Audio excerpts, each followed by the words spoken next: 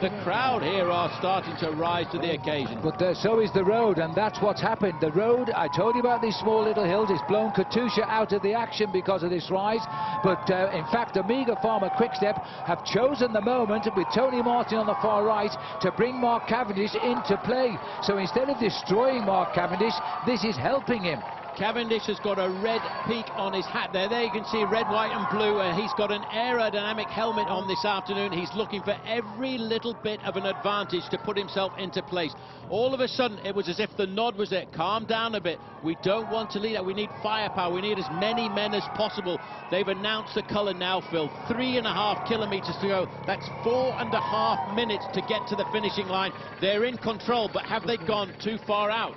I don't think they have. 3.6 kilometres, the determination on the face here of Omega Pharma Quick-Step, a Belgian team trying to guide a rider who was brought up in Harrogate to the line first to present a yellow jersey, which he will receive from the royal family. It's all too much, but he's the last man in the line. He's in the perfect position. He's pushed Flodo Belisol into the second wings with Andre Greipel for the moment. You mentioned earlier Giant Shimano, the team of Marcel Kittel, who got their lead-out train worked out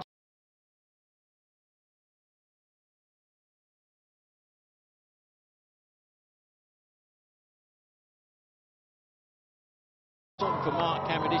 The two of them, when they raced together on HTC, they didn't need to talk. There was almost a symbiotic relationship between the two. Renshaw knew when to start his sprint because he knew just how far Cavendish could go on his own. Another little rise coming. Are they going to survive this one? Because that's provided the opportunity for Lotto Belisol to get back into the action here now. Omega Pharma Quick-Step are fighting to hold front position. They want nobody now.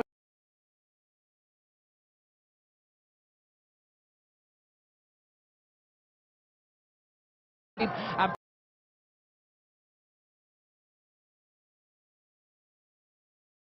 Peter Sagan is coming up in the middle with his team. They're going into the last 2 kilometres. The former champion of Holland is on for Omega Pharma Quick-Step. That's Nicky Terpstra, the winner this Paris-Roubaix for Cavendish. It's now Omega Pharma Quick-Step back in control at the front end of this race. The man who almost won the Tour of Switzerland is in second position. Tony Martin there, 3 times world champion, reigning world champion in the individual time trial. 1.9 kilometres to go. That's going to be less than 2 minutes now. On the left-hand side, you might just have noticed, trying to come forward in the other black and white strip is that's Giant Shimano.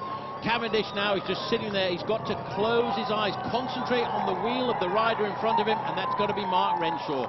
Mark knows if they show him the finishing line with a clean pair of wheels, he will win. But there's a rush on the right side. Cofidis are trying to spoil the party here. The French team are pulling through on the right, and that's going to disrupt the sprinters.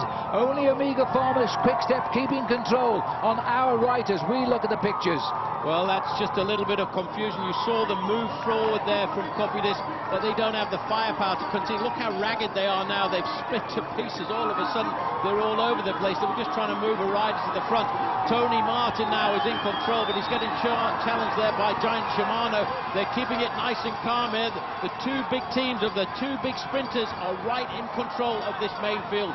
They're looking for the final kilometre. They're looking for the final charge down towards the finishing line. There's a move over on the left from Trek Factory Racing, trying to create the surprise on the climb.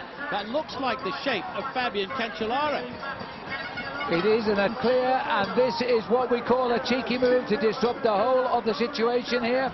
As we start to go up towards the finish, it's a desperate. He's done it before, Paul. He's done it when we've come into Compiègne in the past, and this is a great move by the man we call Fabulous Cancellara. Spartacus is his nickname.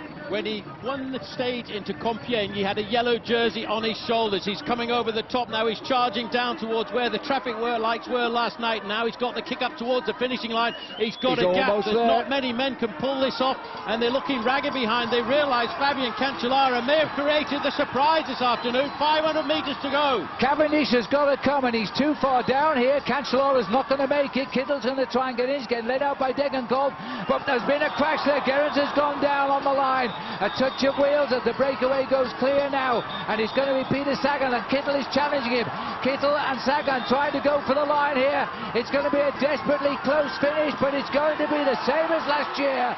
Marcel Kittel takes victory on the line, and again as the result as a crash, and that is a terrible scene for us on the road. A touch of wheels and Mark